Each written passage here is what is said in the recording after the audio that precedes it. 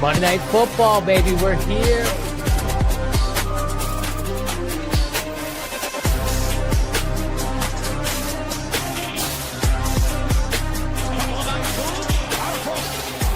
Touchdown in 46 seconds.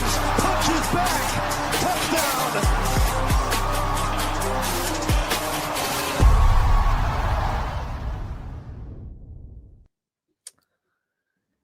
Fantasy football best ball season is here on DraftKings, and we got you covered right now. Me, JSU, here at JSURab on Twitter, and my guy, Neil Orfield, as I sport his nice FV hat here from the Flannelverse channel. Neil, how are you doing, and why are we starting 20 minutes late?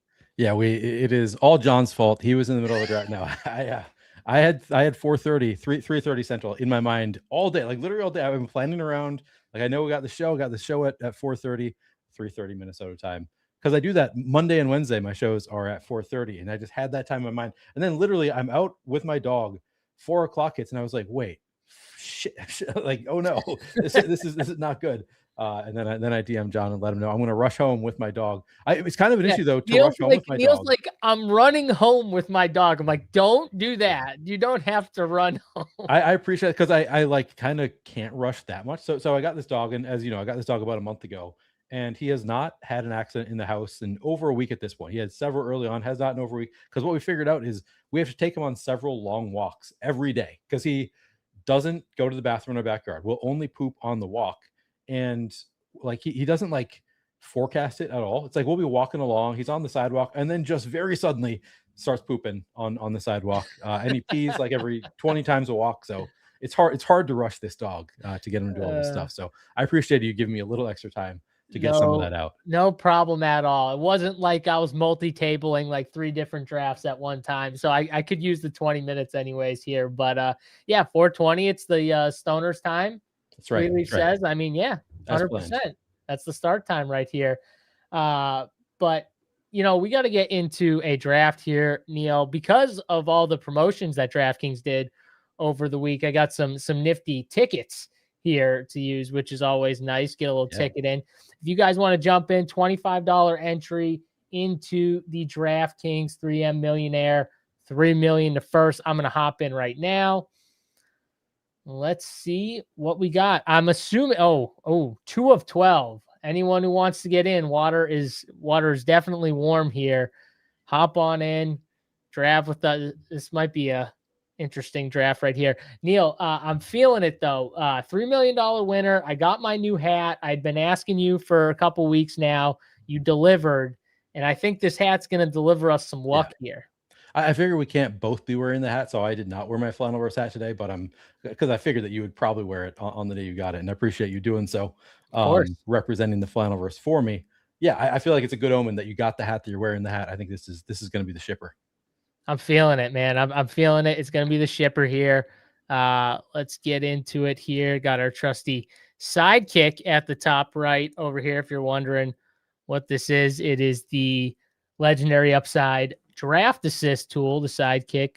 If you want to check them out, great draft assist tool. I highly recommend, if you are a volume best ball drafter, checking the tool out and giving it a look, because it's one of the best out there. And I get nothing for saying it. So, you know, it's just my thoughts. You can take it for what you want. Neil, I know you like the sidekick. You use it on your streams here.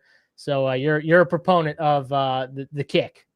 Yeah, and similarly, I don't have an affiliate code to sell people or anything. It's just, yeah, I think it's a good tool. I think people should be using the best tools they can at all times. You use the best info you can find, use the best tools you can find.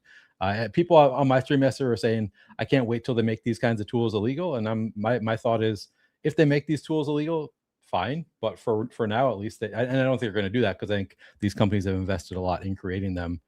So as long as they're available, I'm going to take advantage of the best tools that we can find. And I think that's probably the sidekick right now. Yeah, it's one thing. If they make these things illegal, they make them illegal. But right now, while they are legal, you know, take advantage of it. That's what I would say. If you're, you know what I mean? Like you can only you can only use what they allow you to use. If they allow you to use a draft assist tool, then maybe you should take advantage of a draft assist tool. And I would say if you are investing a decent amount of time, if you're watching best ball streams in June, I would say that you are pretty invested or are an avid, fan of best ball, right, Neil? If you're watching these streams right now, and you might be someone that, could be interested in a tool like this. Yeah, I mean, it is like, it depends on how many drafts you're going to do. Obviously, some people, right, 20 drafts. I wouldn't be an advocate for spending up on something like any kind of real-time assistance tool that's going to, cost you as much as your entry fees. But if you're playing volume, I think like it just makes sense to invest in the best tools. You got D Brown in chat. He's calling you the sidekick. Then he's kidding. No, you're not supposed to kid. You're supposed to be serious until Neil responds, and then you say, I kid.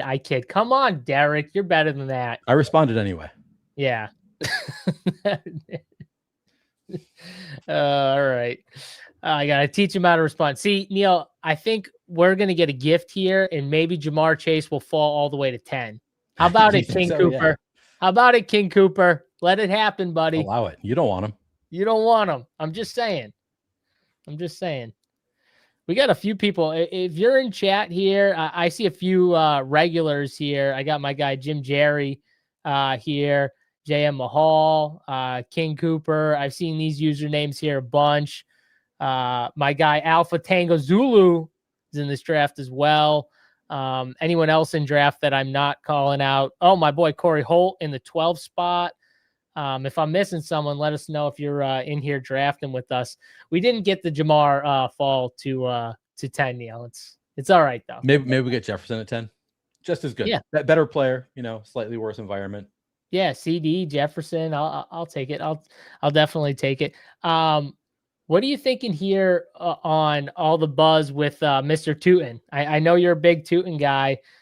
You saw the C-Rod little foot procedure, should be back for camp, they're saying. So everything's technically okay. But, man, is Tootin going to be like a for sure, like 4th round pick at some point soon? Probably. So Tootin to the Moon is the title of the stream on my channel. So yeah, I figured we'd talk about it. Yeah, I think he's a talented player. Now it's just going to get more opportunities. He'll probably get the first crack at. All right, CD Fallen sounds good to me. Oh darn, we get CD Lamb instead. Now we'll take that. Yeah. So yeah, I think Tootin probably moves up. I think we're getting pretty good value right now. It's obviously foot injury is always a little bit scary. So Christian Rodriguez getting the foot surgery feels good for Tootin. I doubt they bring in anybody who's a real difference maker behind him. So I think he's going to get a shot at a lot of carries early on. Yeah, I mean, I was always high on Tootin. I knew you were. I just think the ceiling is extremely high when you take out ETN. You know what LaQuint Allen's role is. I don't think that role is changing too much. So yeah, I mean, a lot of the valuable touches I think are going to go to Tootin. What do you think here about Barkley? What's your yay? Yeah, on Barkley. Yeah. All right, let's do it. I don't have. I have Barkley like pretty much in line with ADP, but I still don't have a ton. I guess because you got Bowers ahead of him. I mean, just having Bowers ahead of him is gonna make all the difference. That's a good point. I do have Bowers ahead of him technically, so I do miss that with how much I like Brock Bowers and how much I have of Brock Bowers, which I have a ton. That's the cover guy on my side is good old Brock Bowers here, and I know you like Brock Bowers. I got a ton also. Yeah. It's the Brock Bauer bags are they're gonna bring us to the promised land. I'm feeling it. Yeah. Brock Bowers and Tootin are bringing us home here. We're at the point. I've seen Trey McBride come all the way back to like almost where we're picking. Maybe not 34, but like in the 30s a few times. So we can hold out some hope that we get an elite tight end. I think a lot of people have just quickly come on board to the fact that there's going to be some regression with Trey McBride and Brock Bowers is tight end 1, which I mean, I think it shows kind of how the space has kind of grown, how quickly people are adapting I think it's the right take, because that was my take all along. But it's happening really quick. It's interesting though, like people will quickly, without like hearing anything or whatever, they'll just come to that conclusion. But stuff like the AJ Brown trade, where Adam Schefter was reporting in April that it was pretty much a done deal, but people didn't move him up and are reacting to it after the trade that just happened. And stuff like Jahmyr Gibbs is the workhorse, and everyone's like, oh my God, Jahmyr Gibbs, let's draft him as the 1-1 now, guys. Everyone, Jahmyr Gibbs is the workhorse. Dan Campbell said it.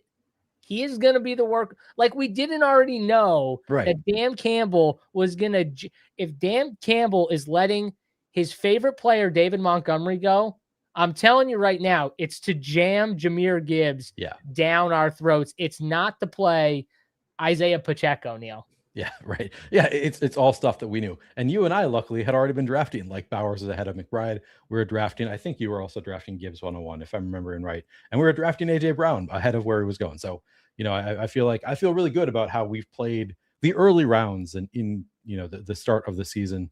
There are a lot of spots that are still unknowns, but those were just like, you know, there are some things that we know that are going to be edges early on. And I feel like we've done a pretty good job of taking advantage of that. Now, I think that we're going to, you know, continue to see Keaton Mitchell rise up and Jonathan Brooks rise up, but I don't know. Like it's not as clear to me. I blame two people for the rise in Keaton and Jonathan Brooks. One, Keaton Mitchell, Davis Maddock, I'm staring right down your soul. I blame you. Okay. You are the one to blame for the Keaton Mitchell rise. Okay. And then two, Jonathan Brooks, I blame the sidekick. The sidekick just keeps shoving him up the top of the board at like pick 100, pick 90. And I'm not saying I don't have him ranked maybe around there, but it's just annoying because I know, like, okay, if they're shoving him up, like everyone is using the sidekick, like they're clicking Jonathan Brooks. You know what I mean? Yeah. Like they all have him pushed up the ranks. And it's just, so I blame both of them for the rise in two of the players I was in on. And JJ Zacharyson is another one for the Keaton Mitchell. So yeah, Davis he's mentioning on too. He says he has over 40% Keaton Mitchell. Well, so, yeah, I got 50, JJ. Come at me. Yeah. We'll see who's got more at the end. Yeah. Just That's like right. You're blaming Davis, and you're kind of on the same page. Well, yeah, but Davis has a bigger like best ball following than me, so I can totally just not look at myself and blame Davis. Right. That's fair. You know what I mean? So it is what it is. What he called me on the stream. He said I'm a slappy, so I get to blame him. Rashid Rice, what do you think here? Pick 34? Probably Rashid Rice. Who else is available here? Nobody. We got ETN, Burden, T. Higgins. Let's go by ADP. Ibuka. I mean, I have Rashid Rice at the top of mine. I'm cool with Rashid Rice.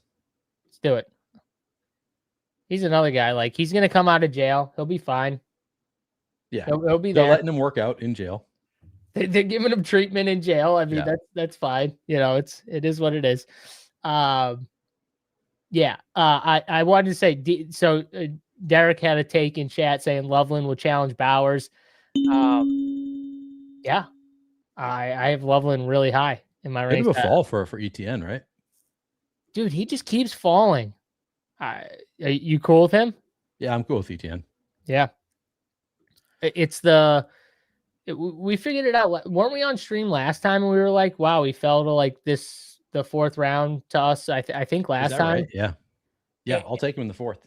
I think it's the Alvin Kamara stuff, right? That's only probably thing. Right. Yeah, he's at OTAs, which is pretty unexpected. Yeah. I got to respond to what's up, Al Boogie. Debro says undersized back that maxes out 68 touches a week. I'm good and will just draft Vidal. So you guys should all stop drafting Keaton Mitchell. He's only going to get 6 to 8 touches. He's undersized. Just take Vidal instead and leave Mitchell to us. Yeah, I agree. I agree with that. 6 to 8 touches. Who wants 6 to 8 touches? I don't want 6 to 8 touches. Who cares that, he's like the same size as Devin Achane, and then Mike McDaniel like put up wanted posters. He wanted him so badly on the team. Who cares about any of that stuff? He's undersized and he won't get touches. Neil, Ben Johnson made Kyle Monangai look okay as a running back, and everyone said Kyle Monangai, he sucks. Well, he's not good. We're not drafting Kyle Monangai in the last round. And then Ben Johnson goes in and he looks like okay in that offense. It's like, maybe we shouldn't worry too much about like how good a guy is in college or how he looks too much in college. Because when he goes to a certain system and they implement him the right way, he might look better. And Keaton Mitchell is actually like, I think good is the funny part. So he's not even, he doesn't even fit this mold. But then I put him with Mike McDaniels and I'm like, now I'm going to put him with someone who's going to probably utilize him to his like full potential. That's something I'm interested in. That's something I might be interested in. So I don't worry too much about like the 6 to 8 touches or he's small or whatever, you know, it is what it is. Like I want a coach that's going to go in there. It's the same thing me and Derek fought about with Caleb Williams. He said Caleb Williams sucks. And I said, whatever, he's got Ben Johnson. So he's not going to suck. Like he's going to be better. And he was like, he was, no matter what you want to say, he was. I think coaches have a lot to do with, you know, some of these players. And I think it's wrong to just fully go off of, well, a guy's not that good or a guy is. Because if a coach plays them a certain way for fantasy, we're going to probably want that. Like it is what it is, whether they're the best player in the world or not. Right. I'm also just trying to get D-Bro fired up before he comes on my podcast tomorrow, when we can talk about some of the stuff we disagree about. He's in chat responding about how small Keaton Mitchell is. He's not the same size as HN, all this stuff, getting fired up. But like he's so fast, nobody can touch him. So who cares how big he is, right? That's right. That's right. It's right. When Mike McDaniels gets that dude in space, he's going to be gone. Yeah. Missile. Not a problem. That's why we call him Missile.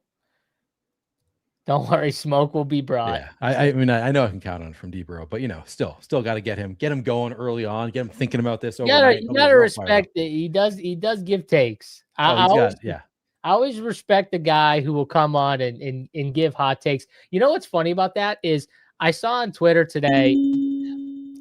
It doesn't matter who he was. I'm not going to say his name, but the guy with the big following, and he comes out there with this take, and he's like, "I think Tyler Shuck's going to be better than Jackson Dart," and I'm like, okay, like, is that a hot take? Is that to me? They don't go that far apart. Yeah, we are on the clock.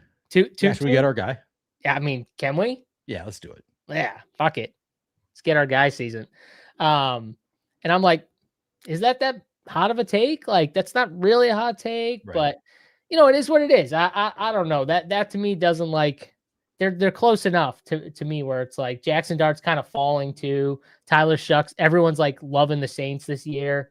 I don't know, Neil. That doesn't really categorize the hot take to me. It does not feel like that hot of a. I mean, I guess based on like their draft capital last year.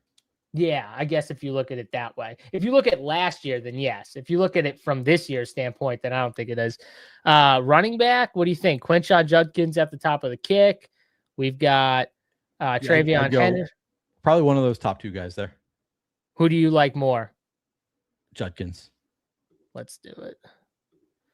I got to make sure I click it too, because that one time when I clicked it and I didn't actually click the button, I still remember that. All right, so we've got, I'm liking our start here. We got a CeeDee Lamb, Saquon Barkley, Rashee Rice, Etienne, Tootin, Judkins start here, Neil. I'm feeling this team. I like it. We got four solid backs. I don't even know if we need another running back. Like if we take one, I think it's because it's a faller, or because the kick is like really pushing running back. But we could probably stick with 4 with this team. That's the only thing I don't like about it is because I want to add Jonathan Brooks and Keaton Mitchell, and now it's know. We don't even need them. What do they do for this team? So I guess we'll get a little bit different and take somebody else. What's gonna be funny is the kick's gonna just shove Jonathan Brooks right up to the top. I hope so. When we go. Yeah. Jonathan Brooks, like I've taken him, I think literally every time the kick is at him the top of the queue, and I take him most of the time when the kick doesn't put him at the top of the queue. That's where I'm at on Jonathan Brooks. So I would not be upset if he still rises to the top. Goes Card says watching DJ Moore going at 1:03 in DK draft stream earlier is a hot take. Yeah, that's a hot take right there. That's a stream where that draft might get tossed depending on what that user did after the DJ Moore pick. Yeah. very interested to see. I mean, maybe not. Maybe if he's like actually picking real players, I guess. I don't know. What do you think? A DJ Moore in the first round, Neil? You think that's questionable?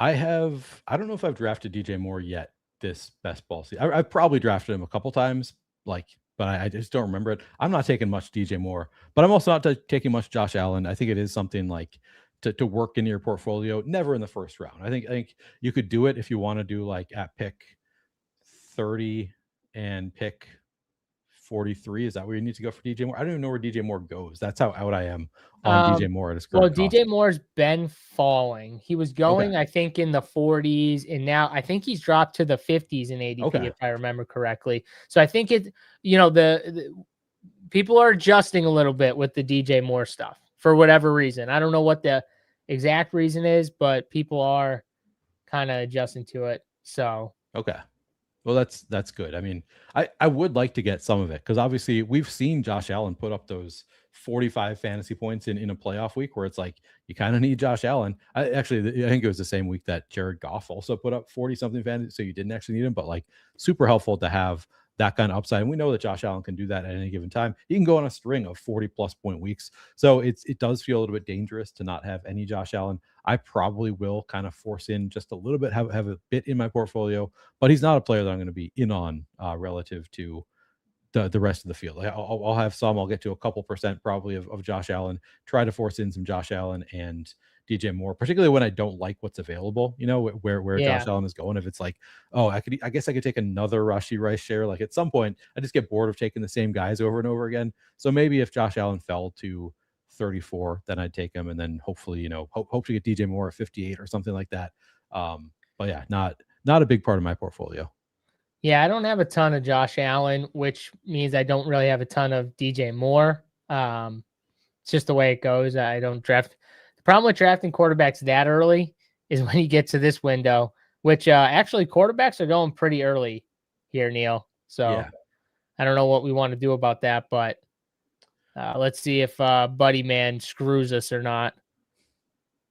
He wouldn't. He could. Not Buddy Man. He has neighbors. I mean, he could play that game, that week 17 game. Yeah, but you can just get Jackson Dart cheaper. Yeah, there we go. Michael Wilson. That's what I'm talking about here. Let's get old Dak Prescott on the squad. Like that. We will take that. Yeah, look at Mahomes. Here, look at the Corey Holt just said, screw it. I want my quarterbacks. Give me Joe Burrow. Give me Mahomes. Yeah, damn. Yeah, he's going. Look at the Chase Brown. I like the Kenneth Walker Chase Brown start. That's fun. T. Higgins, Tet. And then he takes Worthy too. He's going for it. He's out at the end. He's saying, just give me the guys. Fannon's at the top of the kick. I like Kraft. I wouldn't mind taking Kraft. I've been trying to get more Packers stacks. I kind of think that's you like Kraft or Lawrence? Which one? We don't have. I go Kraft. Kraft. I guess you can always add on Jacoby Myers or Travis Hunter later on, or Brenton Strain. So I don't mind taking Lawrence there. We didn't need it. I like Kraft too. I want to draft a little more Tucker Kraft. People forget like Tucker Kraft before he got hurt was on an absolute tear of a run in fantasy before he was smashing in fantasy, and then he got hurt obviously. But all the stuff we're talking about with like Jaden Reed and he's might play in 2 receiver sets and they've traded Dobbs and no Dontavian Wicks. Well, Tucker Kraft's in that mix too now, and you could make the case that Christian Watson isn't even the number 1 guy there. It's Tucker Kraft.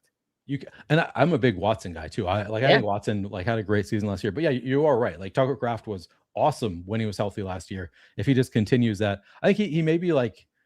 I've heard he ran a little bit hot with the touchdowns, like relative to how many should have gotten based on like his target volume. I don't know. Like maybe they just kind of feature him in the end zone. Either way, I think he's a good enough player. It was funny last year. I talked about being in on Tucker Kraft, and then I looked at my portfolio and I was like, I have 5%. Like I was like well under the field just because of the way drafts were going, and I was majorly regretting it. So it actually didn't hurt me when he got hurt the way I thought it was going to. But yeah, I think he's a talented enough tight end. We saw kind of the breakout last year. I want to be taking shots on Tucker Kraft. I also just want to be I think, in on the Packers, and like that's one spot where you kind of have to not top kick. Like you rarely get the Packers. I found like The kick does not love Packers outside of a little Jaden Reed. Yeah. That's Occasionally it. Christian Watson, but it'll usually Oh, take the Josh rookies Jacobs. ahead. No, the kick likes Josh Jacobs that's where true. he's going. Yep. Yeah.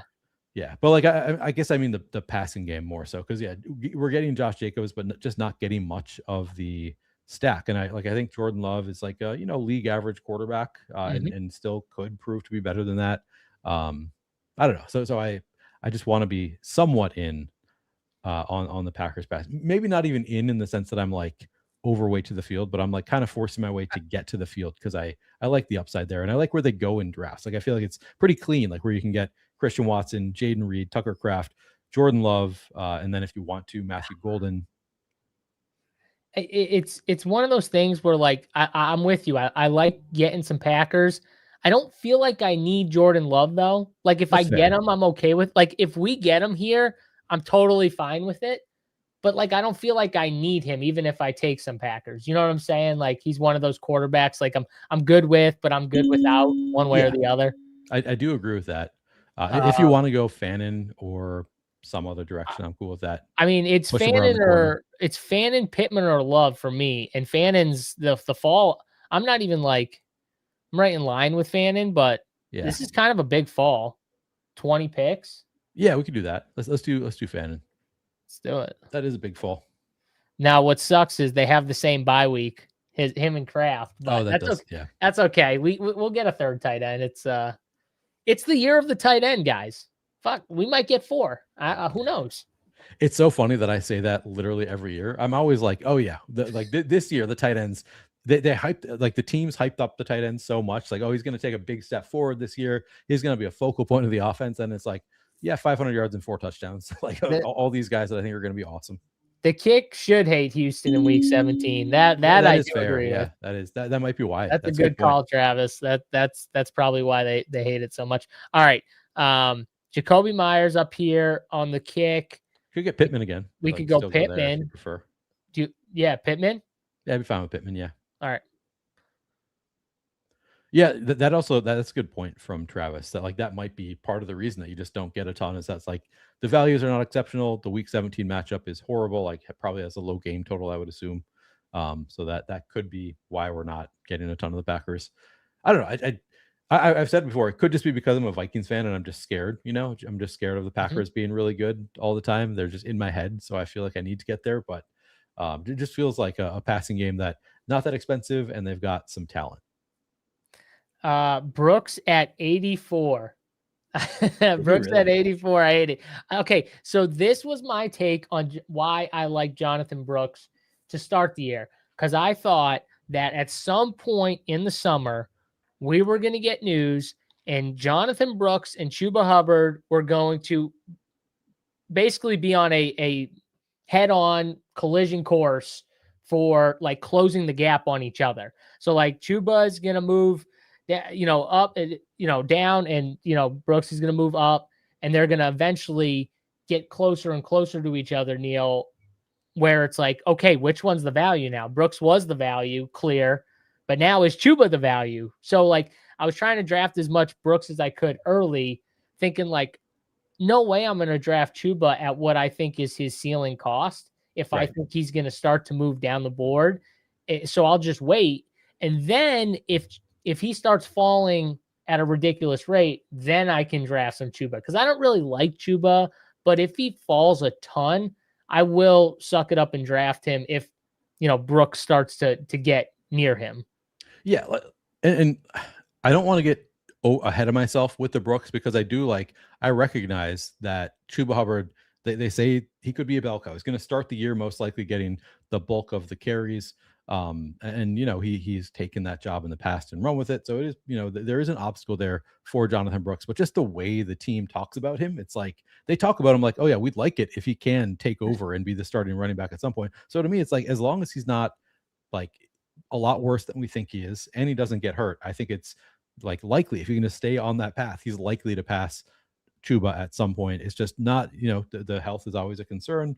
I don't know exactly how much of a concern it is. It kind of depends on who you talk to within the medical community, how much we need to be concerned about his health. But yeah, I like the way they talk about him is like, we want Jonathan Brooks to be a big part of our offense to take us to a new level with his passing game work, etc.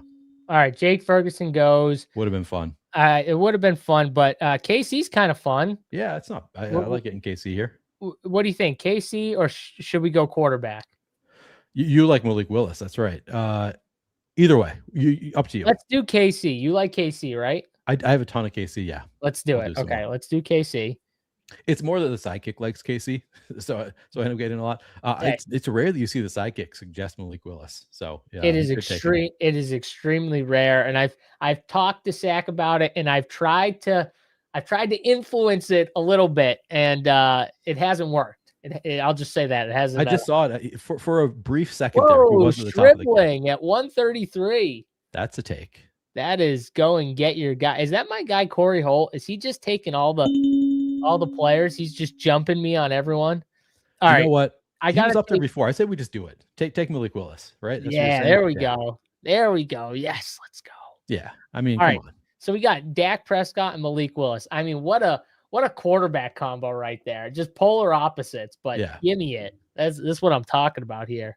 You see Mike McCulloch. I said earlier he's not going to steal Dak from us, and he didn't. And then he came back and said I would steal Ferg though. He mentioned I wouldn't do that to you guys. Mike, listen, Mike, you didn't steal Dak from us, so you're still good. You're still good in my book. All right, we appreciate you. You can have. We at least have the stack. We can have Ferg. I missed Corey's message down here. He said, been getting screwed waiting. The sharps starting to draft more and more, like you said. If a player you want is open, feel iffy, just take them. Yeah, and especially like if you're on the ends, right? I think it's a lot easier to talk yourself into reaching on guys when you're just picking at the 12 spot or the one, like when you're picking at the end of the board, pretty much. Because like a lot of times, if there's a guy you really want, there's a high likelihood he's probably not making it back to you once you pick your 2 picks, right, Neil? Yeah, exactly. On the ends, like you can't push. So like I've taken Keaton Mitchell at 121 because it's like, all right, he's although actually he does go late enough on DraftKings that you could get him at 144 or whatever it is. So we ain't getting him with these savages on this board. No, I mean, look at JM Mahal. He's just like, you know what, guys? 124. I like Keaton Mitchell too. I'm taking him 124. Screw you guys. Yeah. Yep. Yeah, smart man. I see GoAZ Cards says, did I hear this earlier? Streaming on 2 channels right now. What is the other channel? So he's on my channel asking this. Yeah, Run Pure Sports is the other channel. That's John. John works for Run Pure Sports, if you're not familiar. And they put out tons of content. I mean, I do mostly just NFL on my channel. Run Pure does NFL, but they also do baseball, basketball, I don't know what else you guys do. Do you do? I don't play other sports. I mean, like if DraftKings offers it, we probably have content for it. We got, Nope, not UFL. You guys don't do UFL? We actually have UFL. Do you really? I didn't know that you did. So our guy Bruce, who does our college football product, our college football projections, he does a little content for UFL and all the other whatever else they have those off football leagues here. So he does that in the Discord, and then we have soccer throughout the year, tennis. Everything. World Cup starting up in I think the first slate is Thursday. We'll have full coverage of that, full projections, custom projections from Rubio Dimes, who, I mean, one, you're not going to be able to find like projections at a lot of sites for the World Cup.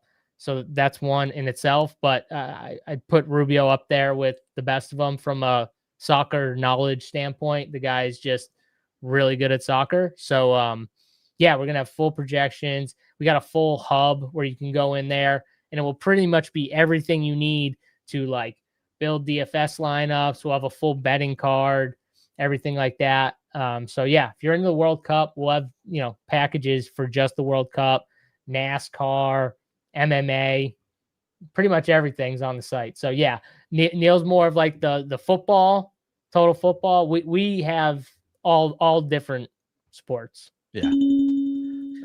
Ooh, man, that's a nice spot for Travis Hunter. I didn't love them saying like we You don't know love when he's going you to be didn't playing, love but that I quote? love Travis Hunter anyway. I don't care. You're like the guy sitting there drinking his coffee and the house is on fire and you're just like, it's Exactly. okay. Everything's fine. They also Yeah. he ran like his fastest. I forget what I saw something on Twitter that he ran extremely fast. 22 miles an hour. Yeah, so come on, he's fine. I got on the assault runner today and ran 22 miles an hour. He No, did you it on the didn't. field though. I don't know what that machine is that you're talking about. That's like it's like the treadmill, but you don't plug it in. It's like you power it. It's what probably most of the like football players and athletes So use. are you super fast? Is that what I'm hearing? Or I is this mean, machine like I can sprint. I can sprint. Okay. Yeah, All right. yeah. Nice. I can sprint and I can go long distance. The hardest thing for me is the consistent middle ground. Okay. Like tell me to run like an 800 as fast as I can and I'll hate you, but I'll run it, but those are the things that challenge me the most. It's like a little longer than a sprint. Like a 200, 400 meter sprint, I can do easily. Okay. 800 meter sprint, that's a longer sprint. Those are the things that get me. Fernando Mendoza is here. Did we take Pittman? Yeah, we took Pittman. So I would probably just do Rodgers, but up to you. Yeah, do you want to do Yeah, we can do Rodgers. I was thinking Shador later because we have all that Cleveland. Yeah, we could do that. If you want to do Boston? Do you want to take Boston? Yeah, continue the Cleveland. Yeah, because I like our quarterback, so I think it kind of sets up good for maybe a late quarterback here. The question is, do you think Shador plays this year? Is the question there? I do. Okay. I do. And I think it actually sets up really well with Watson where he's probably going to play later, which is what I want with my third quarterback. That's true. Yeah. Dak Prescott has got a week 14 bye. I expect Dak Prescott to probably hit a lot of our winning teams.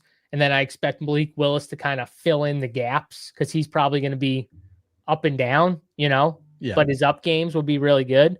So if we can get through that, like I think Shador, the back half of the year, will be the quarterback. That's kind of my take. I don't know exactly when, but Watson, my whole thing with Deshaun Watson is like, I don't think he was very good before the injury. And now coming off that injury, the Cleveland offensive line isn't good. Yeah. Like, it's not it's going to bad be PR. well. Like it's just, I mean, not that they seem to care at all about the PR, but like it is bad PR. So if he's not playing well, like how do you justify continuing to run Deshaun Watson out there if he's not like making your team great? You're going to lose the locker room if like Shador's there and you just don't play Shador. Like, that's the other thing too. So, it should be interesting. And the more like you lose Myles Garrett, you never know what can happen to a defense. Like that defense starts checking out and we might start seeing some shootouts in Cleveland more and more.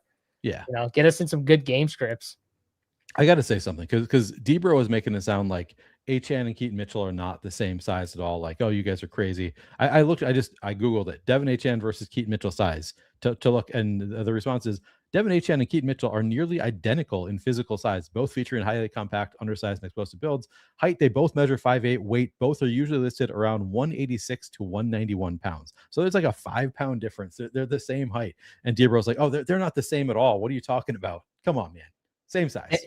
First of all, get him, Neil. Get him. That's called woofing. He's coming at you right now, Debro. He's coming at misinformation. I'm coming at him. He was coming at me with misinformation. You don't bring that to me. You're not bringing that on the podcast. In a 5-pound difference, we're really going over a 5-pound difference here. Yeah, come on. Devin Achane is not a big guy. I mean, have you seen him? Like, I know Keaton Mitchell looks small too, but like Devin Achane is not a big guy either. I mean, put him and like Ollie Gordon next to each other. Like, holy crap. That's why they were talking about, remember they were talking about last year, like not using him as much in the goal line and stuff because he was so small. I forget who said it, but like,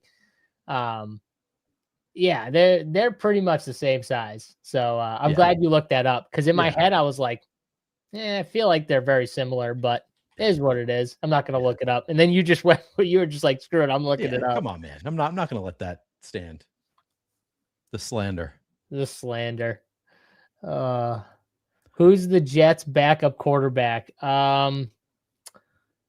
It's the rookie, right? What's his name? Klubnik? Yeah. Yeah, Klubnik, I think would be the guy. TubeSock says Neil is the Al Davis of. Is Al Davis the old like Raiders or former Raiders owner, like super old guy? Al Davis is the GOAT. Who's Al Davis? He's the owner of the Raiders, or was the owner of the Raiders. All right.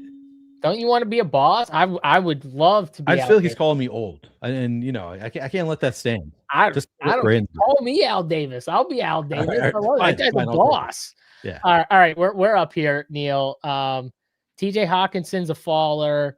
We've got Jeremy Bernard at the top of the kick. Tank Dell.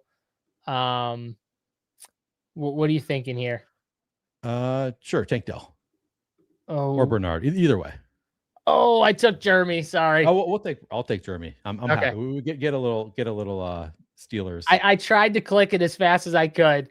I thought you were gonna say Jeremy, and then you said Tank. He threw me off here. Yeah. Okay, Tank is still here, but TJ's still here, and the kick is saying tight end maybe. That's a big fall for TJ, right? Yeah, he's 162 ADP. Yeah, I'd be fine with that. Let's do it. All right. TubeBlock says he's a Raiders owner. He loved fast guys. So that's what he was saying about. I just needed to make sure he's not calling me old, because I was watching. I subbed in for Peter Overzet on his Best Ball Breakfast for Adam Levitan last week. And then this week, somebody made the comment, wow, Neil looks much younger this week. And I'm like, man, he's like 2 years young. I don't even know if I'm pretty sure Levitan is also in his 40s, and I'm 42. So I'm like, come on. Super offensive. I would say that Levitan has to be close to 40, right? He's got to be. Yeah. Somewhere around there. I just look old because I got the gray in the beard. That's the only reason, Neil. If you like shaved your beard, no one be calling you old. I'm also bald, so you know there are reasons for people to think I look old, but yeah, it is what it is. He loved fast guys, though. I think there's some truth to that. I do. Oh, he did. He loved speed. Darius Hayward. I see. Henry Ruggs. Oh man, he loved speedy receivers. He literally loved speedy receivers. Yeah. He had Randy Moss for a bit. Yeah. Yeah. Zachariah Branch goes. Yeah, take that as a compliment, Neil. Screw that. I didn't realize. Yeah, I'll take it. I didn't know though. You're very sensitive about your age. Super. You're 42. I didn't know you were sensitive about your age. I have to correct the record, because I brought this upon myself by naming myself the oldest man to ever stream 150 drafts. Just meaning that I'm older. All that meant to me was I'm older than Peter Overzet, but to everybody else is like, Neil is the oldest man in fantasy football. So I just got to let people know he's like 35. Can't be that much older than me. Yeah, I think he's like maybe 36 now. I'm not sure exactly. I was gonna say we got to be around the same age. So. Well, I was just saying because there's only 2 people that have done it. So the point I was trying to make is I'm older than he is. But everybody else is like, oh, you're the oldest guy in fantasy football, and I just I got to defend. I'm not that old. I just look old because I got the gray in the beard. Everyone's calling you Unk. That's what I'm a grandpa. Yeah. They're calling you Unk. Unreal. It's unreal. The disrespect. The Unk of fantasy football. That is disrespectful. Yeah. I'm with you now. I didn't know that. Thank you. Yeah. So go easy, Cards. Neil is young. I agree. Exactly. Come on. He's young. That's a young 42 right there. Respect the young 42. I can touch the rim. You saw it. I posted it. I can touch the rim. Dude, you touched the rim, man. That was impressive. Can an old man touch the rim? I mean, maybe, but still impressive. I mean, still impressive nonetheless. Thank you. Oh, I didn't know you were a hooper. I basically didn't play for 25 years and then discovered that there's a rec center within walking distance of home. And I was like, that seems like a good way for me to get some exercise, get some, I was a hooper. I played hours every day for like years. And then I stopped growing and eventually quit to join the cross country team. So I went from like playing hours every day to like basically 25 years of not playing basketball. And now I'm like, I get excited. I get excited to go to the gym and shoot hoops. Unfortunately, with the end of the school year, has brought a bunch of like middle schoolers to the gym. So I show up, and instead of an empty gym that I can just play by myself, it's like a 5-on-5 game going on. So I just skip it and go straight to the weight room instead. Grant called you LeBron of streaming basketball. That's right. Grant knows. That's a compliment, right? I'll take pretty good. LeBron is actually like my age. Is a funny thing. He's 1 year younger than me. Yeah, he is. Oh God, that's funny. So you didn't want to hoop with the middle schoolers? You're saying zero desire to hoop with the middle schoolers? Yeah. No. That's an injury waiting to happen. I don't care how old you are. When you're like grown up and you're going against the young kids like that, yeah, that's an injury waiting to happen. Yeah. 100%. I also the last time I played an organized basketball game, or one of the last times, was just like at a park. A friend of mine invited me to go out. This is probably 10 years ago. So I was still like, younger than I am now. And I used to have a move, and I still probably can do it a little bit, but like a fadeaway. And I would, I could jump a bit when I was younger. Nobody ever blocked it. Like nobody could block my fadeaway. I did this, and I swear to God, this kid jumped 10 feet in the air and just blocked me easily when I tried to do this at the playground with these like high school kids 10 years ago or so. Yeah, don't mess around with the youngins. Yeah, it's a young man's game right there. The hoops. I don't mess around with it anymore. And I could play too, and still, it's like, yeah, do I want to bang up my ankles or mess up my shoulder or something? Nah, I'm good. But all right, let's see here what Buddy Man does, and then we got a 2-4-7-3, Neil. So we got to look at. Let's see what we got here. So both these teams have 3 quarterbacks next to us, so we probably don't need to go quarterback with this pick. Calvin Ridley's at the top of the queue. I got Darnell Mooney up here. What are we thinking? You want to go Calvin? I'm a Ridley guy, unless let me see the running backs real quick. I'd queue up Ridley. Singleton is the top. Yeah, I just go Ridley probably. Let's do it. If there was like a Sean Tucker there, I would consider it, but there was actually a decent quote on Singleton from, I think his name's Jim Wyatt, one of like the beats or something like that. He gives his observations and stuff like that, and he was saying he looked really good with the reps that he got and everything like that. So yeah, it's interesting. He's a guy like Falling I would take some shots on, I think. I don't hate that. Yeah, I do think I thought about going Singleton. He was one that kind of caught my eye. I just don't even know if we need it though, like on this team. We don't need it. Yeah. Did someone take Shador? Oh, did they? Oh my God, someone took Shador. All right. Backup plan here, Neil. Do we want to go Darnell Mooney? I know you like Darnell Mooney. Yeah, I do like some Mooney. All right, let's go Darnell Mooney because I didn't really have another plan after that. So let's go Mooney, and then we'll figure out the last. What do we got? 2 picks left here. The kick was actually telling us to go tight end, which was interesting. So we've got. Let me just pull this. So we got a 2-4-9-3, Neil, with 2 picks left. Maybe we will go a tight end or something like that. This could be a 10 wide receiver team, I think.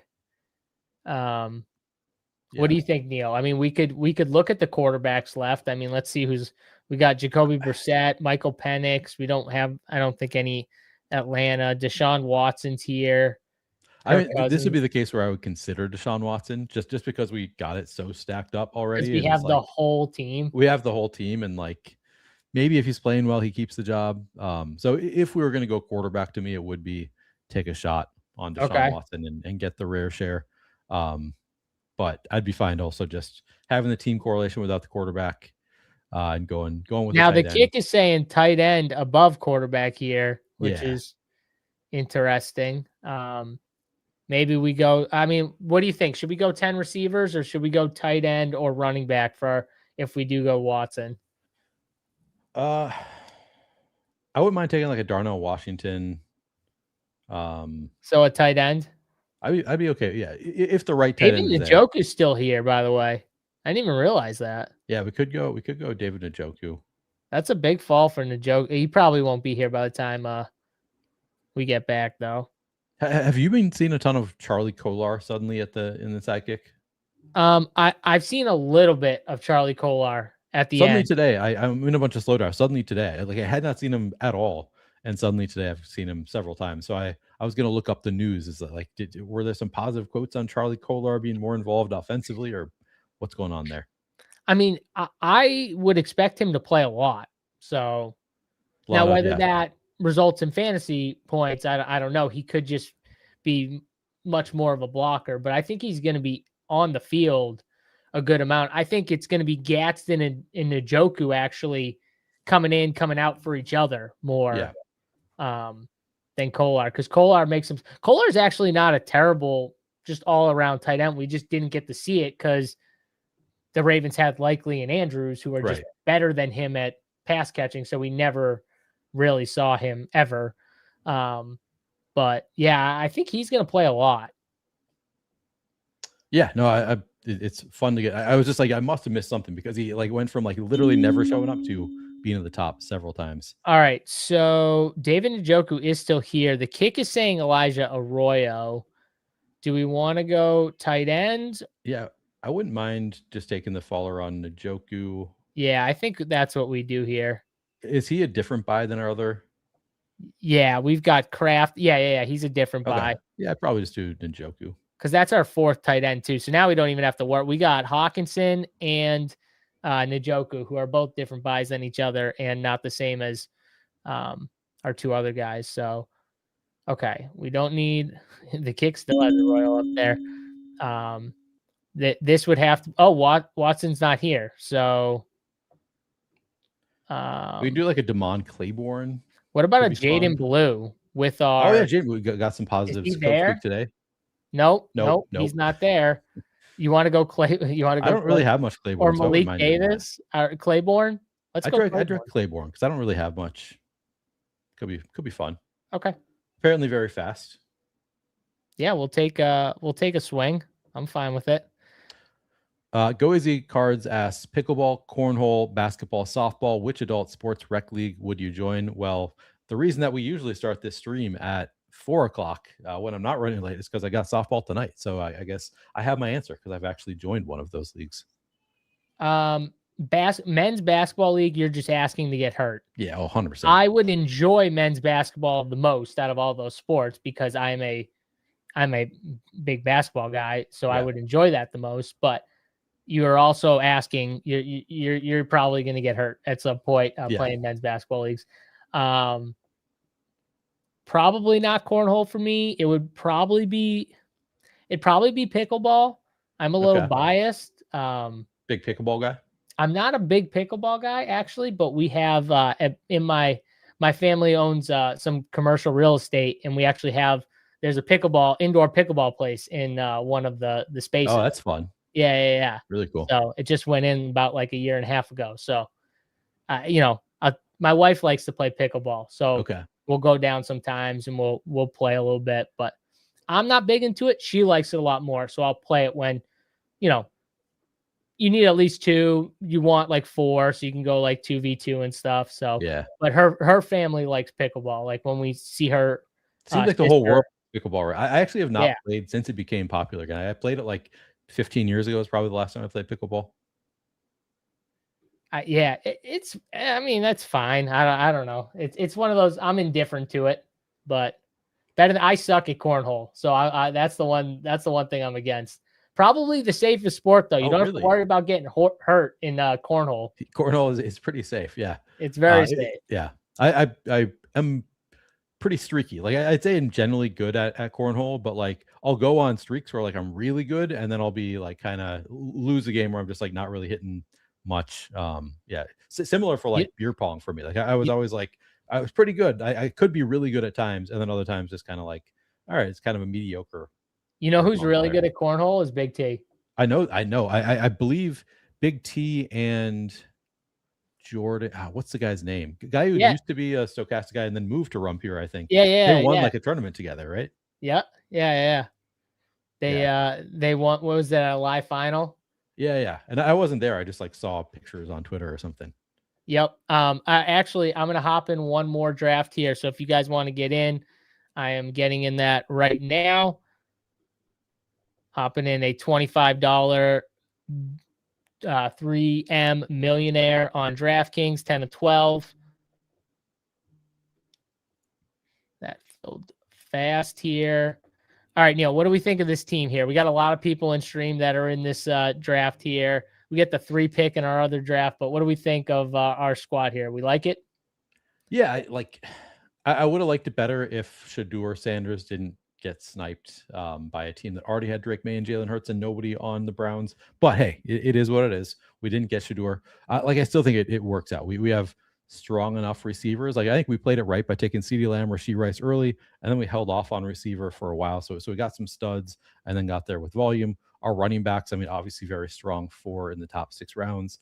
Quarterbacks, I feel good about Dak with Malik Willis. Tight ends, like we get there with volume. So yeah, I think I feel good about the team overall. Yeah, I'm with you. If we got Shador, I would have felt way better about this team. I wish we got that third quarterback. Yeah. That kind of sucks because we have like all of Cleveland, of course, but I still like it. I mean, Dak and Malik, we need those guys to be really good. I think they can be really good, but Yeah. it would have been nice to get that third guy just because Malik is a little iffy here. But yeah, no, fun draft. Jim says, enjoy my $25 donation. Right. His team sucks. Appreciate it, Jim. Jake said, good draft. Good. Or Jarvis said, good draft. Jarvis, appreciate you hopping in here. Neil looks like a shortstop. No, I'm gonna say third base. I'm actually the pitcher on my. But I'm not good at softball. Like it's my worst sport. It just happens to be the one that a friend of mine invited me to. Like I was a basketball player, sort of a football player. I'm much better at football. Baseball is the one sport that I never really played, and when I did play, I was never good at baseball. And yet somehow I've ended up I've been in this league for 10 years now. But I'm the pitcher because my friend asked me, "Would you be the pitcher?" And I said, "Sure." And nobody else wants to be the pitcher because the ball will come back at you pretty hard. But I enjoy being you're a big part of the action. So like I enjoy just like getting to be involved on every play when you're on defense. So yeah, it's fun. I'm not a great softball player. I've gotten better, even though I don't like practice outside of the season. So I have gotten to be like, I'm okay now, but it's not my best sport, but it is the one that, you can play it as you get older. Neil, what's funny?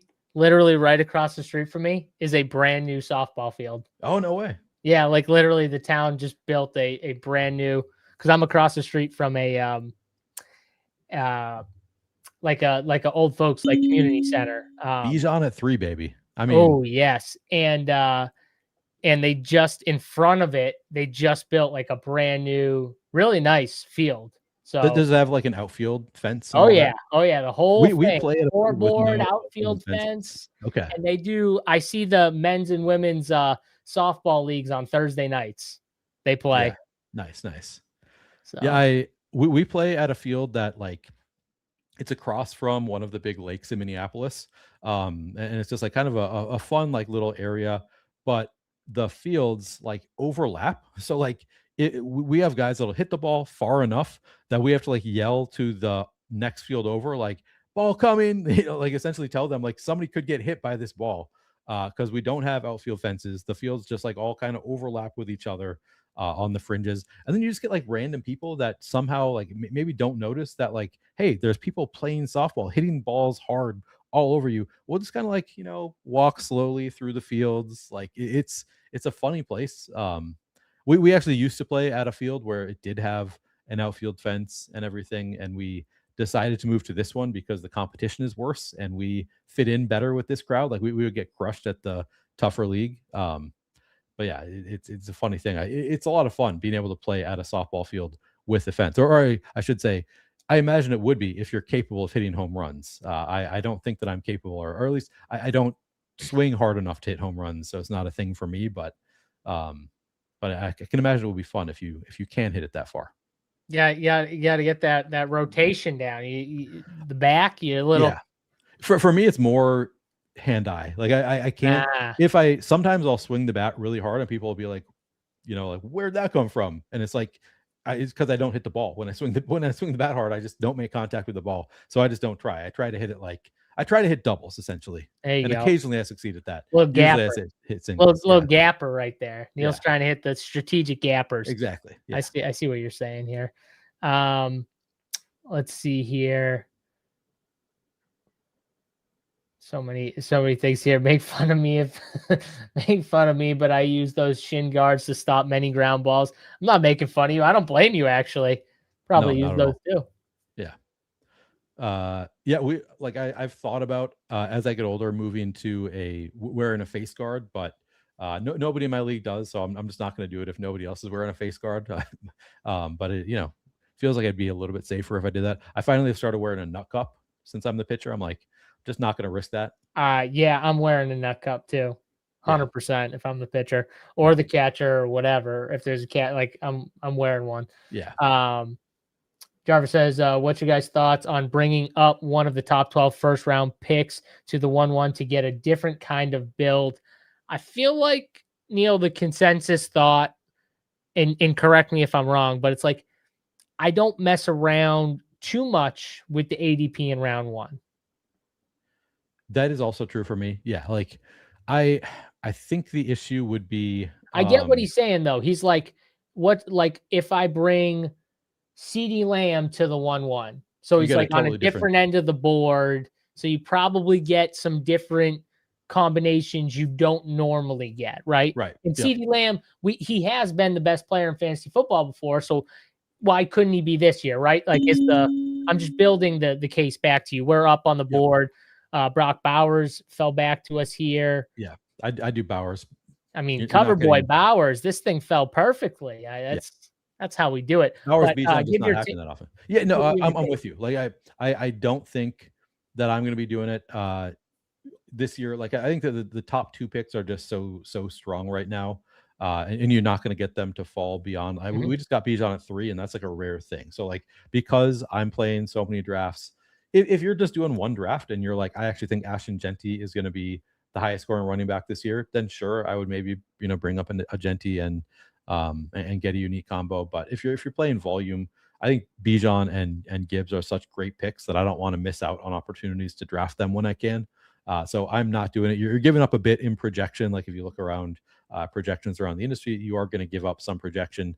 And it's also like, I think they're the safest picks, Bijan and Gibbs. So I'm not doing it. But if you are only doing a couple drafts, then sure, get your guys. Yeah, it's different if you're only doing a couple drafts here. I agree with Sean. Sean says, "How do you hit the like button?" Yeah, we appreciate it. We're gonna get a great pick here, also, regardless of who goes to the 2-hole. This is shaping up well for us. This is shaping up very nicely for us. Who's your favorite here at the top?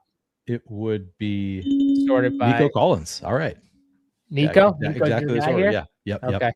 I have like no Nico Collins, so this will be my first share of Nico Collins right there. Nice. So Matt Murphy says, in my league, the pitcher has to wear a face guard because someone got their orbital bone smashed into pieces by a line drive. I played right after college. I worked as a legal assistant at a law firm and joined a softball team with some friends of mine. And I was a pitcher in that league actually also. And maybe the pitcher was gone, so I had to play pitcher one game and was just playing. And suddenly there was one guy on the team that we're playing against from some other law firm who had hit a home run in his first at bat. Second at bat, he smashed it back at me. And at that point I was young, and it didn't occur to me that I might not be quick enough to get every ball, or that I need to plan ahead. So I'm just at the mound, hit me right here on the chin. And I didn't hit the ground, or I stayed up and tried to get the ball and make the play. And everybody was like, "Are you done? What are you're still playing?" And I kept on playing, but I feel like it was it hit me right in the right spot on the chin. Whereas if it was an inch higher, it would have busted up my teeth or my nose, or an inch lower, hits me in the throat. It just happened to hit me right in the right spot. Whereas I continued trying to play, and everybody was like, what the hell just happened? Why are you still up and trying to play this game? Everybody's rushing to get me medical attention. But it's still it gave me the realization that that one could have caused major damage to me. Because I apparently am not as quick as I thought I was. And that was when I was younger, and I was quicker, and just didn't have the, it might not even be quickness, it might be more because I didn't play baseball, I don't really understand the trajectory of a ball off of a bat as well as a thrown ball. I feel I can track a football or a basketball really well, but a baseball off a bat to me is a little bit tougher, unless it goes up in the air, then I can track those. But yeah, it was scary for me to realize that I might not be able to track that ball off the bat, and it could, knock me out. All right. So, yes, we are live. We're actually live here. This Appreciate is a nice one. You tuning in. Shady is one of the sharper guys out here. Here's the reason. He says, Yeah, biggest I like reason that. to never pull someone up is you are voluntarily locking yourself out of a rare falling combo the next round that is unique and higher projected.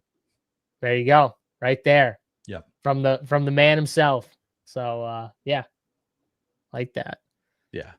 No, that is a very good AJ point. Brown at 13. This really is a Neil draft, even though you didn't do that. Yeah. That is Neil influence right there. I'm gonna give you the influence there. I mean, I'm happy to see it because I want to see AJ Brown continue to rise in drafts to make the combos that we were getting earlier. I don't understand it. I don't get the rise. We all knew this. Like why wasn't he going there to start? Like we all knew it. Yeah. I mean, we did know it. We thought AJ Brown was a top 15 player, It's like, I kind of get it because we were still getting reports literally the week before it happened from Ian Rappaport saying like, oh, it's not a done deal. Everybody thinks it's a done deal, but the sides are far apart. He like literally came out and said the sides are far apart in negotiations, which is funny from Ian Rappaport. Planted story right there. Yeah. If you don't know, there's a lot of planted stories out there, people, not just in sports, but in everything. So, yeah, that's and he kind of has a reputation for giving some bad info in the past. Yeah. There's a reason not to trust a lot of these guys. There's a reason why there's only a very few guys that you should actually trust. Yeah. And that's one of the main ones. Yep. Bad info. Bad. Are we getting any big fallers here? Let's see. This has been a falling draft. No, I don't see any. Oh, DJ Moore's ADP is still 44. So I was wrong. It's not in the 50s. Well, I thought it was in the 40s and then moved to the 50s, but it's still in the 40s on DraftKings. So, are you out at that price? I assume you're out. Yeah, I'm out at this price. Damn, Luther Burden just went. I was just noticing your Luther Burden numbers, 49%. I'm like, okay, yeah, that's. I'd probably just go top of the kick at this point. That's lowered. That's lowered this week because people have been sniping me on Luther Burden. Yeah. What do we think here? Are you a Waddle guy? I'm a Waddle guy. Let's do it. I like Mr. Waddle.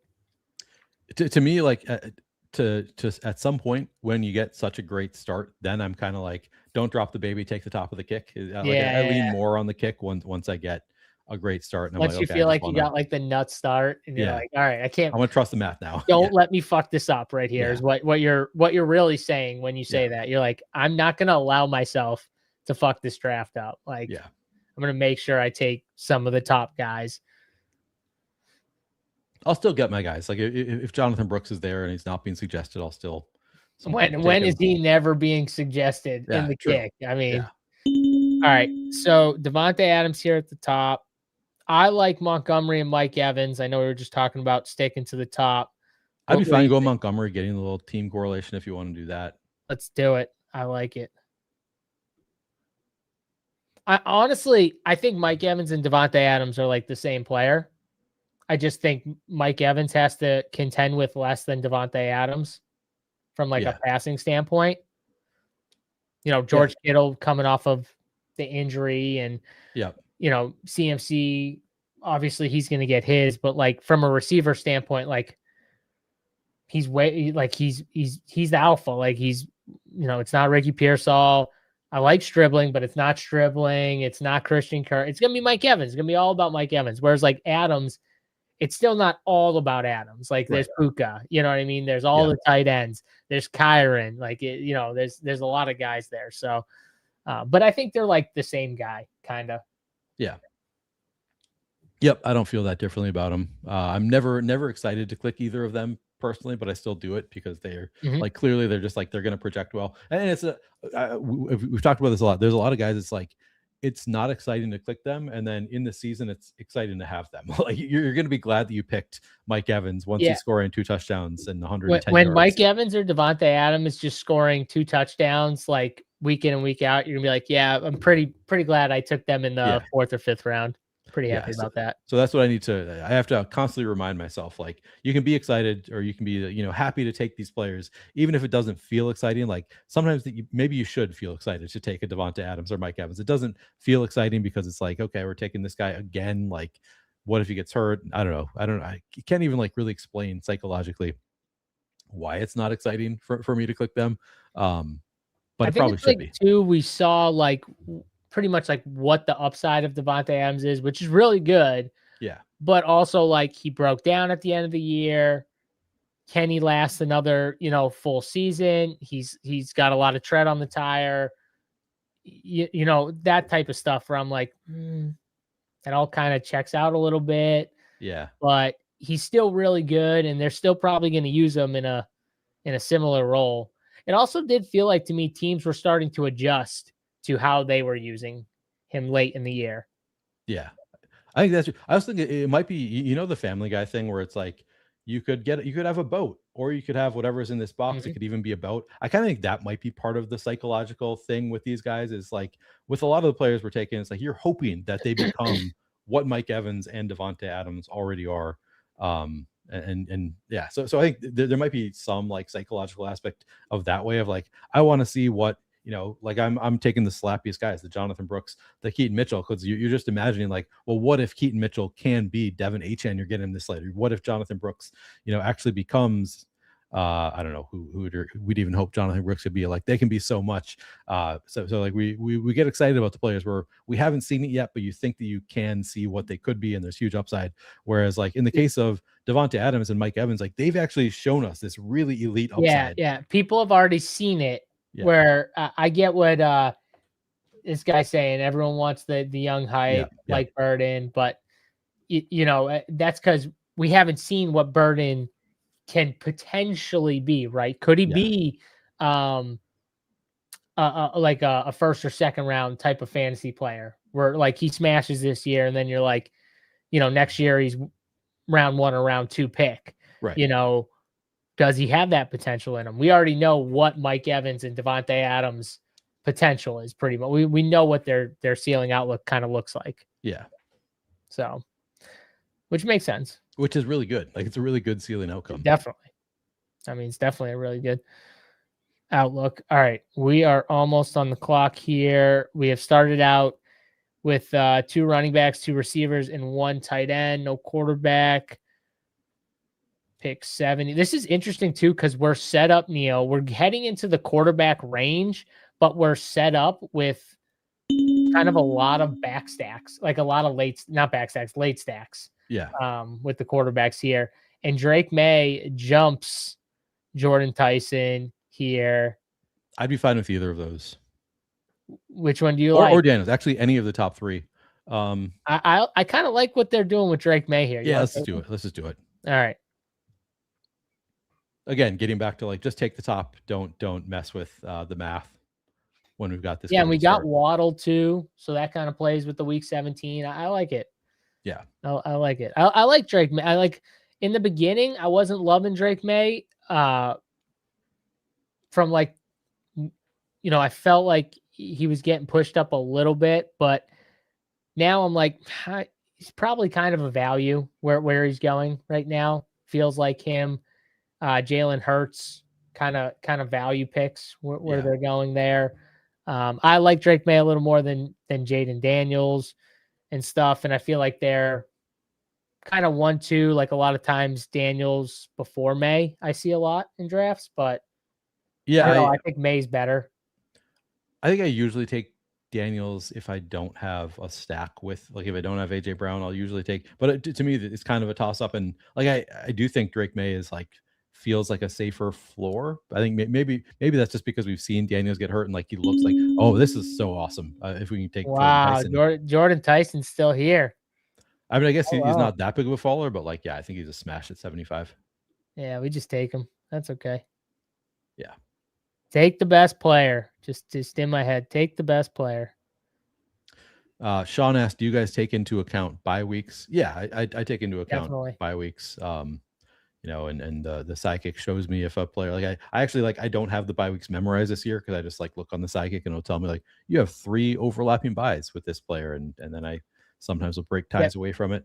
Very handy is the buy overlap on the sidekick. Yeah. Very, very handy. So, but yeah, no, I would definitely. The good thing about DraftKings though is you don't have to worry about it as much because you get those extra 2 rounds. Yeah, it is helpful getting 20 rounds. On the other site, only 18 rounds. I think you got to be way more mindful than on a site like DraftKings, where like we did with the tight ends. Like we took 2 tight ends with the week 11 bye, and we're like, that's all right. We'll take a third. We'll take our fourth.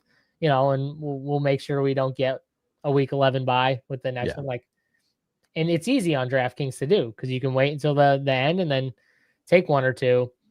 It's like on UD, it's a lot harder. You got to be a little more because like you can really put yourself in a tough spot when you do stuff like that. Yeah. At the end of the day, because you take like 2 good tight ends, but you're like, shit. Like I've done the thing. Have you done this where you take Warren and Bowers? We might have done it together on a draft. Like the same bye week. Oh, Tyler Warren and Brock Bowers. Yeah, you take them early. Maybe we have. Yeah. So I've done this, and I'm like, shit. Oh, I did it with Sack, and we were like, shit. Whatever. It's fine. We'll figure it out. But like on UD, that it's like a tougher hole to dig out of. I feel like. Yeah. No, agreed. Shady commented. It's also automatically accounted for in the Sims. The bye week stuff. Yeah. I mean, they have the Sims are factored in, or kind of automatically factored in with simulating out the season. So yeah, it's still nice for my visual, like just to see it like pop up there. I know it's accounted for, but it's still nice to see it. And sometimes it'll be like there's a player that I really want, and it'll give me the reason that I shouldn't take this player now is because they're already overlapping buys several times. Yes, definitely. Let's see here. I don't know if so we have 1 quarterback. We're probably going to get a chance to take. Well, I don't know if we would reach on. We probably will get a chance at Bo the next round, I would think. I would assume Bo would be in play here. Chuck might even be available in the 10th round. Oh, yeah. Yeah. Do we have Saints? We got Tyson. Oh, yeah. We got Tyson now. I forgot that he fell. Yeah. All right, we got a bunch now. Backup. Yeah, we've got plenty of backup plans at quarterback. Sitting pretty with me. Fernando Mendoza, if we have to. Like we got plenty of ideas if we get sniped or anything like that. I won't lie though. I would not mind another share of old Tucker Kraft. Not that we need it, but yeah, I mean, why not? I wouldn't mind. Okay. Oh, not coming to us. ASAP Dom. He said, "Fuck y'all, I'm taking Tucker." Yeah. Keep dreaming. I love other kicks. Just like, I know you guys don't have any Chiefs. I know you guys don't have any Chargers, but screw it. Just take Pat. These are the best quarterbacks. He's the best. He's the best. Just take him. Yeah. 2 picks away here. Let's see. All right. So Pat Mahomes at the top. Do we want to go Pat Mahomes or do we want to take someone else on the board? I have so much Mahomes, but I'd be fine taking another share of Mahomes or Jordan Addison. Which one? I'm letting you drive. Or Pittman. Let's go Mahomes. Mahomes it is. All right, so we got Mahomes and May, two unstacked quarterbacks with all our unstacked for now. Unstacked for now. That's true. But that's all right. That's you get these like very interesting teams though when you start doing stuff like this. So it'll be interesting to see what it pops up next because we're up in a few picks. Michael Pittman goes, Trevor Lawrence goes. I've noticed Trevor Lawrence in both the 555 drafts I've done, Neil, he has fallen in both of them. I've noticed. I don't know why. Have you seen Trevor Lawrence fall in your drafts? Because I've seen him fall in a ton of drafts lately. I've been getting him more recently. So yeah, he must be falling a little bit as people are pushing up maybe Mahomes out of him. All right, Jordan Addison at the top, Kyle Monangai, Josh Downs. Let's see. What's our structure right now? What do we have? So we've got a 2-2. What's that? 4-1. 2-2-3-1. 3-1. Sorry, can't. I'd be Addison or a Monangai or Brooks. One of those 3. No, we'll go Addison. I don't have a ton of Addison, but in my in my 5-5-5 draft, he fell all the way to like 116. So I was just like, screw it. I'll Wow. take Okay. a falling Addison here. Yeah. So I was pretty pumped about that. Yeah, I would take a fallen Addison all day. Yeah, again, he's not a guy I get like a ton of, but at that price tag, I'm like, screw it. It's tougher since they added Jawan Jennings. So now it's like there's a lot of target competition there, but I think the offense could be a lot better with Kyler Murray this year. I mean, and he's clearly more talented than Jawan Jennings. Yeah, like for sure. Much more talented than Jawan. Yeah. Shady scouting this competition. Yeah, he's Shady's always lurking. He's always lurking in these streams. Yeah. He likes seeing what the sidekick is doing for other people also. And he likes to scoff at us when we don't take the top kick. Yeah, exactly. Look at these idiots. Shady's I've never met Shady in person, but he just when I think about him, I can just see him just looking down, just being like, this guy fucking IKB'd again. Like, what is this guy doing? Yeah, for sure. For sure. He's questioning. Come on, what are you guys doing? What are you guys doing here? I have met Shady several times as his guest to a couple live finals and then a couple other times as well. Yeah, he's a fun hang and clearly like he's probably the smartest guy there. The smartest guy. Probably actually been to a couple live finals that I've been in. I just like you and I have never met in person. No, I don't. We were supposed to. You went to. Or no, maybe not. I was gonna say which one. I almost went to one in Nashville and got. I've been to a couple in Nashville. Maybe you were supposed to be at one. The basketball one? No, I think it would have been football. Which one? I think it was going to be a football one. Oh, football and then one? I got sick like the day of. Yeah. Oh, okay. Before. Yeah, I've been to Nashville a couple times for I think that 2 of the NBA finals I've been to was in Nashville.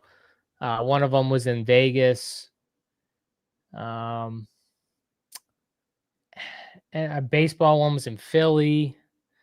The NFL ones, I can't even. I know Florida was one. I went to one NFL one in. I went to. Was it Underdog? Who was it?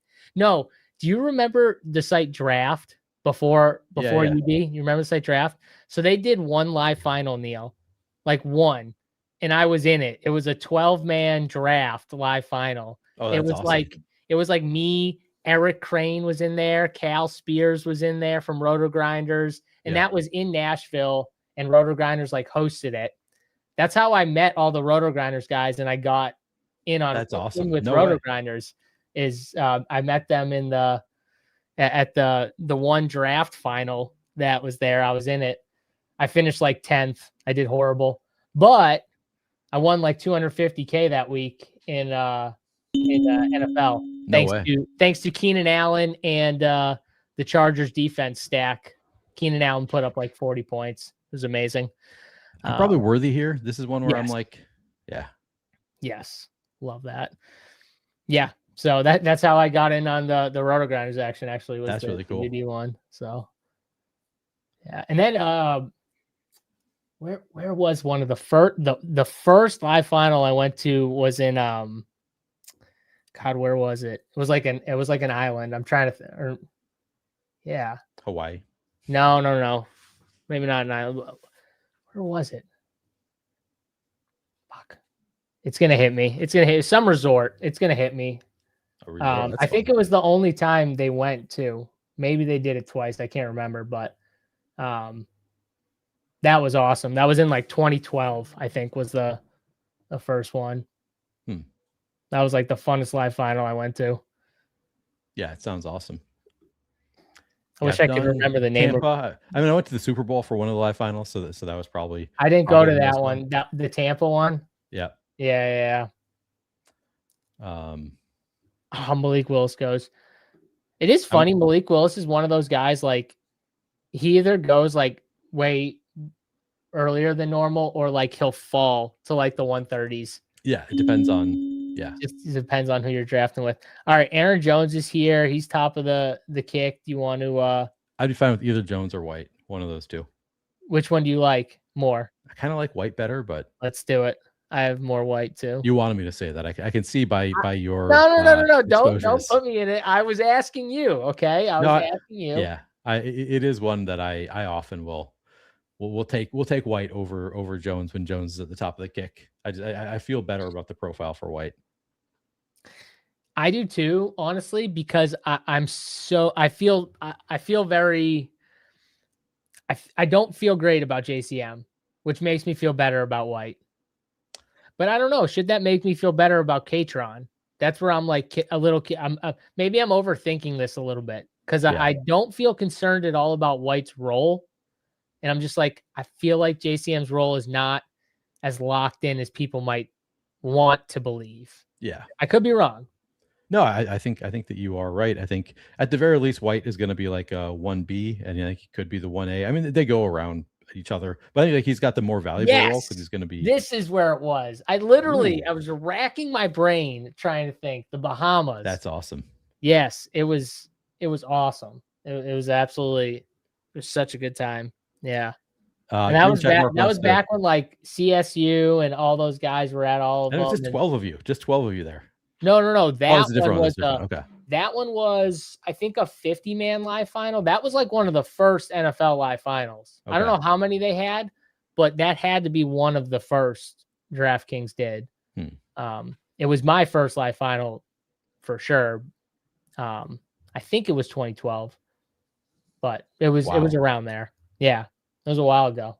Yeah, I don't try to go to I don't try for the qualifiers to go to live finals. So my first two, the only two that I've actually qualified for were both when they were doing the Tournament of Champions, where I won other tournaments, and then you got a ticket as a result. That was I won the Millie Maker, and you get a ticket as a result of the Millie Maker, and then I split an NFL Showdown 4 ways, Millie Maker, and then had to do a 4-person playoff to get the ticket to the live final. I won that playoff, so I went to those back-to-back years to the Tournament of Champions, and then other than that, I've just been a guest of other players.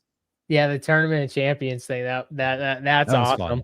I'm sure I couldn't believe that they didn't like hype it up at all. Like I was like, we're going to Super Bowl. Are we going to be on TV? Like I really thought like we're going to be in the suite of the Super Bowl at DraftKings. Surely they're going to like publicize this, and just nothing. No publicity at all. Nothing. But what an experience. I mean, that's like a one-on-one thing pretty much. Yeah. I think it was the only one that was at a Super Bowl. That's pretty cool. Going to the Super Bowl in Tampa in a suite. Like it was pretty sick. Yeah, no, that's definitely sick. And playing for all that money, even more sick. So it was the first year there were 40 of us that made it, and it was $1 million to first and 0 for anybody else. So it was kind of tense. Like it was like fun, but also like you kind of felt like you got a 1 in 40 shot to win $1 million.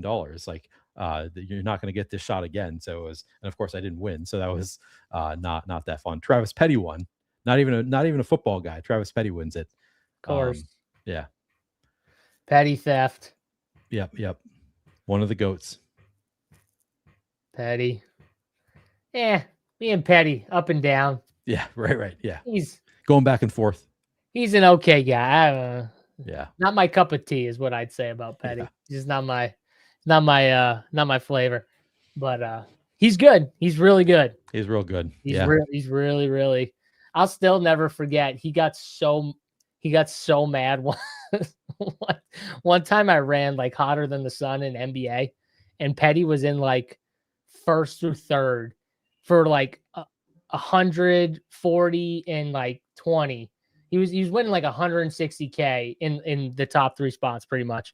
And 2 of my 3 teams in the 5-5-5 like jumped him in double OT with a Lou Williams Montrezl Harrell stack. Oh wow. And I posted a screenshot, and he just responded with something very, very bitter. Oh, he really? Came in second too. He still won money. He came in second, but he was not. And I came in first and third. He was not happy. That's tough. He was not happy. CJ Stroud. Yeah. Yeah. Oh, Keaton Mitchell first. Oh, Keaton Mitchell. Yeah, Keaton. This is where we stray from the sidekick, is when we get Keaton Mitchell. Sorry, sidekick, but we only have 3. He's our 4th running back, right? So yeah, we needed a running back, Neil. Yeah, I love both the receivers here. And this team has 1 quarterback, so All right, we're probably gonna, but we have two good quarterbacks already, and we also have a backstack option with Brock. So Brock. Or no, we don't. Oh yeah, I'm with sorry. Mendoza. Okay. Yeah, we do with Brock Bowers. Yeah. I was thinking you meant with Brock Purdy, and I was like, what? Brock Purdy's Oh, long yeah. gone. Yeah. Okay. With Fernando. My bad. I said that wrong. Let's see. Kyler Murray was a top 15 fantasy quarterback in 0-5 full games last season. JJ McCarthy was top 15 fantasy quarterback in 5 of 8 full games last season. So you don't like Kyler Murray this year? You like JJ McCarthy? What do you think, Neil? You're a Vikings fan. I'm taking a ton of Kyler Murray this year. I just not. I don't care about last year. He's shown enough. Crowd goes. Cooper or Travis Hunter for me. Let's take Omar because I don't have a lot of the 2% is all kick driven, and we've done a lot of kicks, so let's just keep going with the kick here. It is funny though, because I can like tell you 100% like with exposures, you can just like some of the exposures is like total kick, and then some of it is like me completely straying off the kick. Like when I sent Sack he asked me for like 5 or 10 of the guys that I IKB off of the most.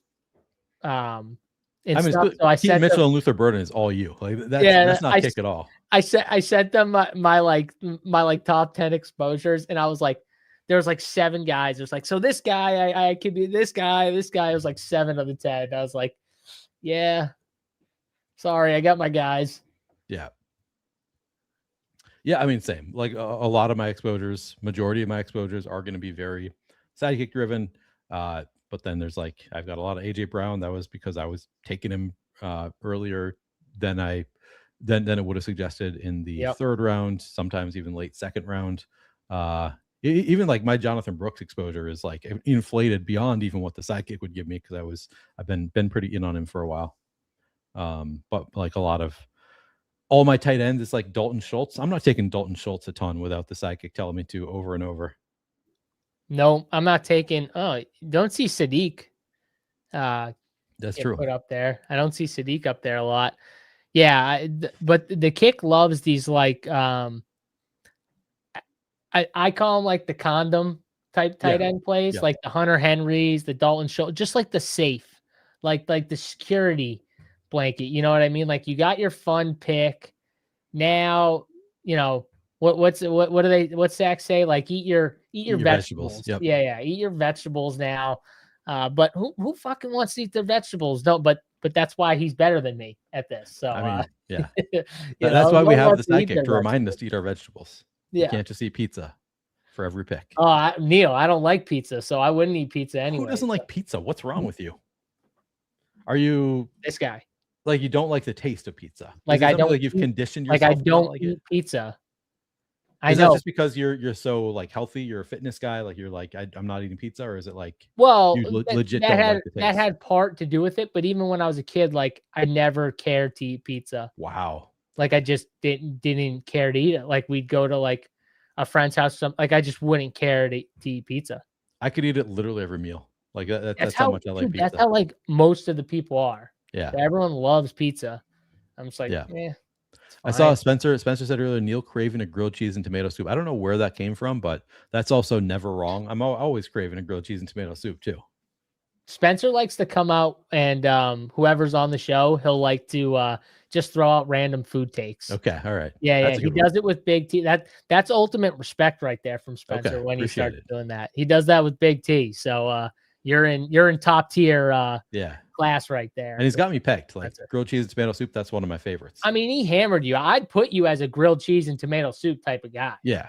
He's 100% right.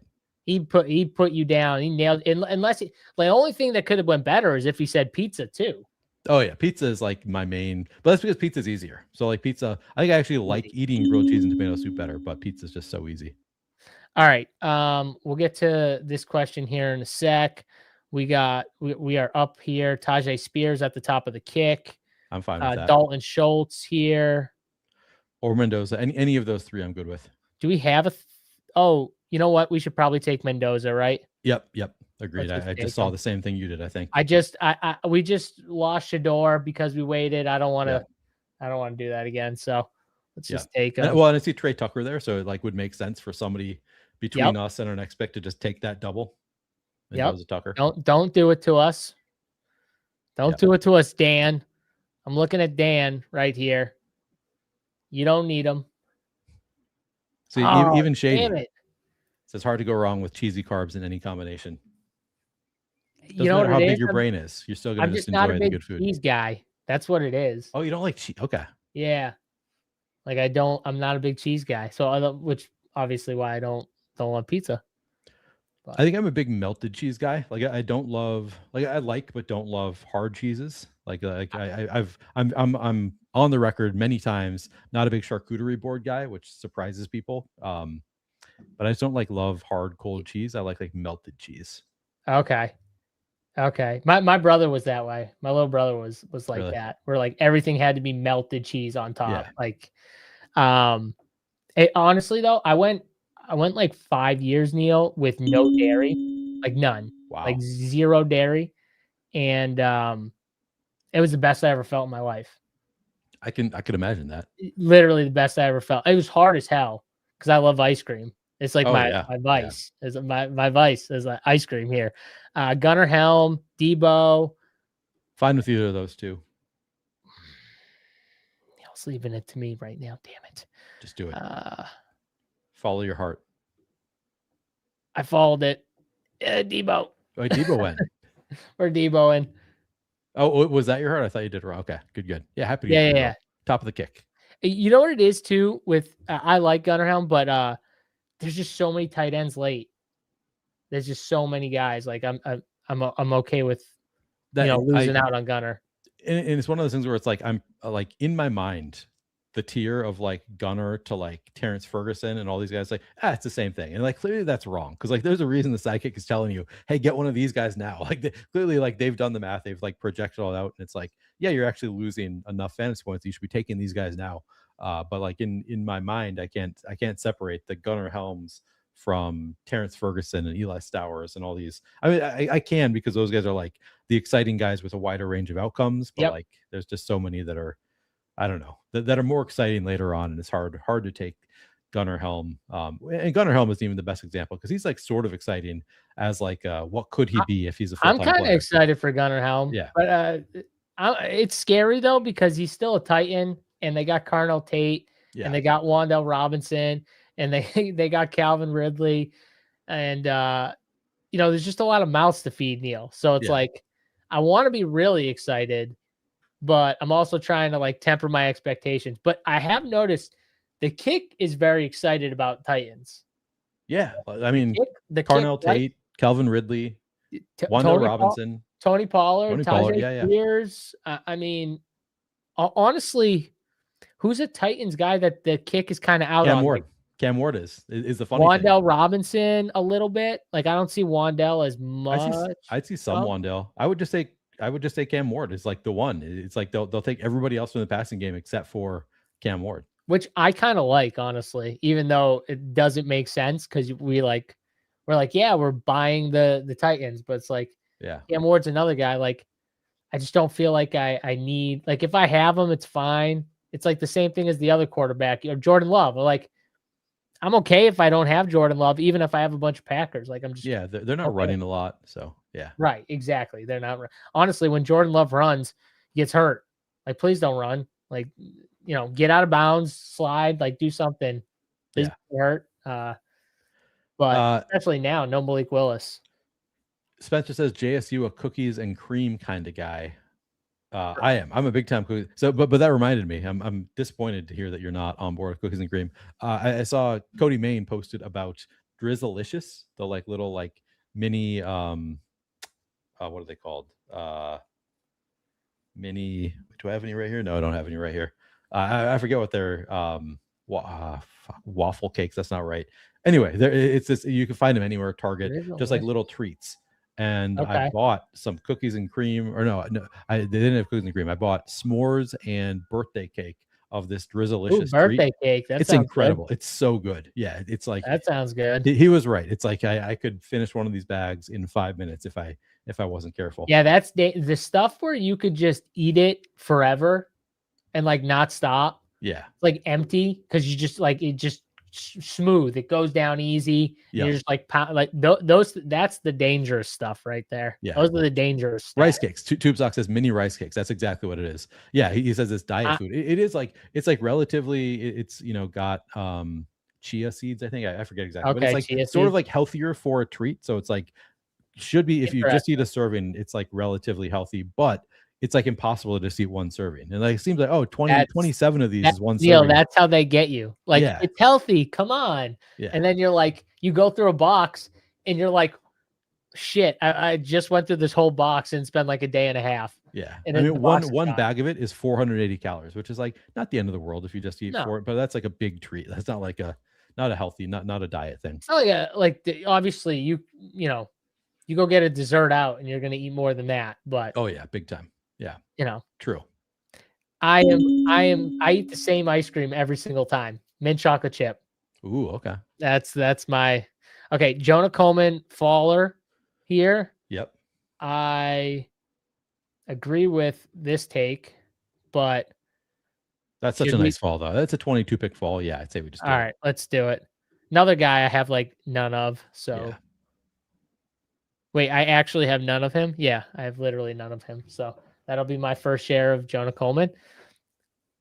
Let's see if we get. What does that make it now? We got 5 running. Yeah, 5 running backs. Okay. So we probably don't need another running back, right, Neil? No. Oh, and Jonah fits with our week 17 too. That's a nice yeah. It's a nice fall, especially if we somehow luck into like I don't know, like maybe JK goes down and Jonah becomes the back, like yeah. If he's I think he's got opportunities. I don't think that's a totally settled running back room. So any kind of injury, I think what's settled is JK's gonna start as the guy. You think that's settled? I do. I think that's settled. He was the way better rusher. Yeah. Last year, I think they give him the start. That doesn't mean though RJ or Jonah couldn't jump him. No, absolutely. I just think that means they start. All right. Greg Dulcich is still here, Neil. Do you want to take some Greg Dulcich? Yeah, I like Dulcich. Yeah, he's one of those that's like feels as good to me as taking AJ Barner or Dalton Schultz or because he showed us some of the upside last year. But I also understand like he probably doesn't have the same floor at the very least. Like I think that the ceiling he might not have the floor, but I think he might have more upside just because he could be the number one pass catcher. He could be the only game in town. Yeah, exactly. Whereas like all those guys you said, like Dalton Schultz, if Tank is back, Jalen Nolan is second year, Jaden Higgins in his second year, Nico Collins is alpha. They just got David Montgomery, so they got a real workhorse back like they had with Joe Mixon before. Where does Dalton Schultz in the pecking order land with all of those guys? Like he's towards the bottom, I would say. Yeah. Honestly. Yep. It is interesting. Eli Raridon, I've noticed the kick is starting to kick up there. The sidekick likes Patriots. Where did this come from? This is new. The sidekick likes Patriots tight ends. That's also very true. Hunter Henry and Eli Raridon. Yeah. But definitely Hunter Henry. I know one guy I can't click though. This man right here. See this guy? I can't. I haven't done much. I probably clicked it some. It does have the same game stack again. I don't think I can physically click it though. Incapable of doing it. I don't think the button will work. Like you want to VPN me in so I can take over your computer for you and nope. I'm okay with not taking Evan Ingram too, luckily. Yeah, we can just bypass. He's gonna play like 35% of the snaps, and he's gonna probably do nothing. I mean, I guess it's like the scenarios where like Evan Ingram somehow does something in that week 17 game and you need Evan Ingram. It's like, I get it. I totally get it. What if this year he becomes the Joker in the Sean Payton offense? I'll literally want to like smash my head into the wall. I'll be so mad. Yeah. 3 picks left here. 3, 5, 7, 2. We got Bowers and Dulcich here. do Spellcoach. we're probably gonna want 2 more wide receivers, right? So like 1 tight end, 2 receivers. Yeah, right. that sounds right. Yeah. Yeah, Spellcoach asks if you start with Bowers like you did, how many tight ends are you aiming for later? I feel like the thinking has changed significantly this year, where it's like there are so many good late round tight ends that I think I've had drafts where I start with Bowers and still end up with 4. But usually, like for the most part, I'm probably getting 3 if I have Bowers on DraftKings. Oh, Zachariah Branch just went. Dang. Didn't know you're a big Branch guy. Yeah, I got almost 4 figs of Branch already. Wow. Okay. Yeah. Yeah, I heard you and Davis talk. Were you and Davis talking about Zachariah Branch?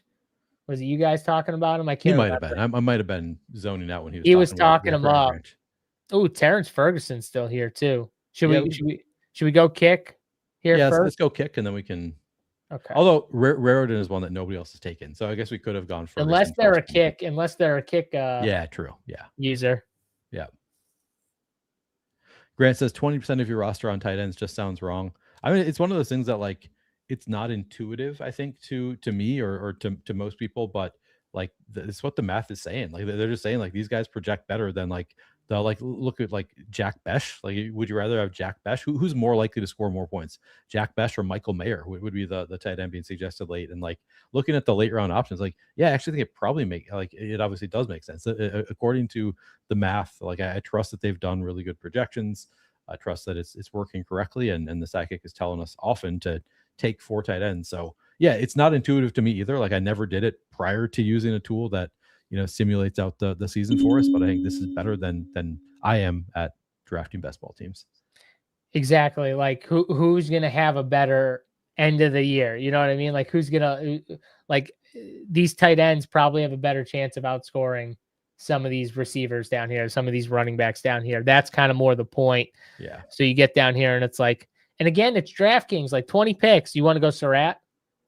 Yeah, I'm happy to take Surratt. All right. So I don't think you should like worry about that too much. But that's just me. I mean, I get it. I get why people are a little scared about drafting 4 tight ends or something like that. But yeah, is what it is. I get it. Yeah. Oh, someone wanted to know above. I forgot to answer this here. What's your Jefferson exposure if you're high on Kyler? Let's see. What do you got here? Because I don't have as much Jefferson. And the reason I don't have as much Jefferson has nothing to do with Kyler. Is more like I just have CD and Amon-Ra ahead of Jefferson. In my completed drafts, I have 11.6% Jefferson across DraftKings and Underdog. Yeah. So like I'm slightly above Fate. I mean, like I don't take him ahead of Jonathan Taylor typically, or like I sometimes will take Amon-Ra St. Brown ahead of him. I think more than most, obviously. Like I'm above weight on Jefferson because I'll occasionally take him ahead of both Amon-Ra and CD, but I don't do that every time. I will sometimes take the others. Like I'm not trying to take a huge stand there, but I like the potential for the Vikings offense this season. So I'm not trying to get 20%, but I feel like a little bit over 10% feels about how good I feel about Jefferson. Yeah, I think if you're really high on Kyler, trying to get at least 10 to 15% Jefferson is probably where you want to be. It's going to depend though also on, where you're getting those picks, right? Like, and kind of how much you push. Like I assume Jefferson for you is ahead of CD. Usually, yeah. Is he ahead of Amon-Ra for you? I think usually if they're both available, I'll take Amon-Ra, but I do occasionally, just because like I'm not trying to take huge stands in that part of the draft typically. Right. But I will occasionally take Jefferson there because I do think he's the one that I want to have a little bit of a stand on, and I like the way he lines up with Kyler and the potential for the offense. But yeah, I think most of the time, if they're both available, I take Amon-Ra. Let's see how much exposure do I have to. Now I'm curious. I probably have very little. Let's see. Justin Jefferson. 6%. Okay. It's what I kind of figured around 5. So yeah. because randomly too, he'll like fall, like him and CD will sometimes fall to the turn sometimes 10, 11, 12. Yeah, that is. I have gotten the double wide receiver at the turn, which is So you can get above weight without really taking any big stands there. So that's often how I play it, is like take them at ADP and as a fall. Jefferson is the one that I will sometimes reach ahead of ADP, but not that frequently. What week is tight ends day this year? Hopefully week 17. Yeah, because right, I'll exactly. have like 4 or 5 of them on all my teams probably, or not all, most of my teams. Yeah. Like this team right here, I don't need a 4th tight end. I don't feel we need a 4th tight end, but we got Bowers. But we could take a 4th tight end. I Right. just don't feel I have to take a 4th tight end here. Terrence Ferguson is still on the board though, Neil. Yeah, I'd be happy to do that. And I don't even like necessarily want to take him, even though I'm a big Terrence Ferguson guy. But like, how do we not take him if he's still there? And what's funny is the kick hates Terrence Ferguson so much it's giving us Max Clare. Yeah, I'm sort of surprised to see that the suggestion is a different Rams tight end with Ferguson there. Zach, you guys might not hate Luther Burden, but you guys definitely hate Terrence Ferguson. Yeah, I'll tell you that right now, buddy. You know what? We got to do it right now. We got to. Of course, Shador Sanders is sitting there staring at me right now. Yeah, now he falls after going 180 or whatever in the last draft. We got to do it. Yeah, we got to do it here. All right. I wanted like Pat Bryant too, but that's all right. That's all right. That's a nice team. I like this team way better than the first one. I like this team a lot too. We got some pretty good fallers too. 3, 5, 8, 4 team here. Bijan fell to 3. We got Brock Bowers, Nico Collins, Jalen Waddle, David Montgomery, Drake May, Jordan Tyson, Pat Mahomes, Jordan Addison, Xavier Worthy, Rashad White, Keaton Missile, Omar Cooper, Fernando Mendoza, Deebo Samuel, Jonah Coleman, Greg Dulcich, Eli Raridan, Elijah Surratt, and T. Ferg to finish it out here. Damn, a bunch of T. Ferg haters in this draft. You do love to see it. And, we got some really nice CLV in this draft. Like I feel like, or not even closing, I guess real time CLV, I guess that's called. ADP values. Yeah, we got some pretty big followers with, T. Ferg is the last one there, but even obviously it all starts with Bijan falling kind of late. I'm trying to remember who our earlier followers were, but we had a number of pretty big followers. Oh, Jordan Tyson at 75. Like that. I'm big on that. And again, like the Deebo thing, once he signs with the team, just get him on a roster and he's going to be good to go. So, you might be aware, but Bine4 made like a whole 2-hour video pimping Bowers. He's a little late, but I'm glad. Yeah, welcome to the party, bud. Yeah.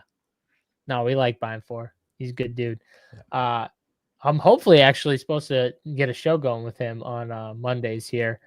Nice. But we'll see on that here. Neil, I feel like we got good 2 good drafts in. I definitely like the second one with you a little bit more. Yeah. A lot more kick driven here in the second round, but it was fun. What'd you think of the team overall? I thought this was a really strong team. Like the first draft I thought was fine. This team I feel like is a shipper. This is the one that's going to win us the $3 million. The $3 million with the FV hat. We're going to remember it too because Eli Raridan and then T. Ferg with the last pick. We're going to remember this one. Bijan at 3. Yeah. This one will definitely have to I'll have to earmark this one as a Neil and JSU draft here so we can celebrate together. I can send you a little cheese. You like a little cheese. I'll send you a little cheese. I'll take some cheese. Yeah, exactly. Yeah, you like a little cheese. Melt it for me, please. All right, Neil, we're going to get out of here. Before we get out of here, anything else you got going on, obviously, over on the Flannelverse channel? Yeah, tomorrow it's actually meant to be 4:30 Eastern start time with Derek Brown. Going to be doing my podcast, Best Ball Whenever. That's also going to come out on Thursday, wherever you get your podcasts. And that's might be the last. I got a couple of things that I might get out this week. But that's probably the thing that's going to be out every week is the podcast every Wednesday. Maybe I'll get another video. But yeah, that's all I got planned. Awesome, man. Yeah, we got a ton of stuff going on over at runpuresports.com. First of all, World Cup 2026 is a promo code right now. If you guys are interested in soccer, if you're interested in the World Cup projections, full DFS content, showdown, all that type of stuff, full Discord, got going on here. World Cup 2026 will get you 20% off.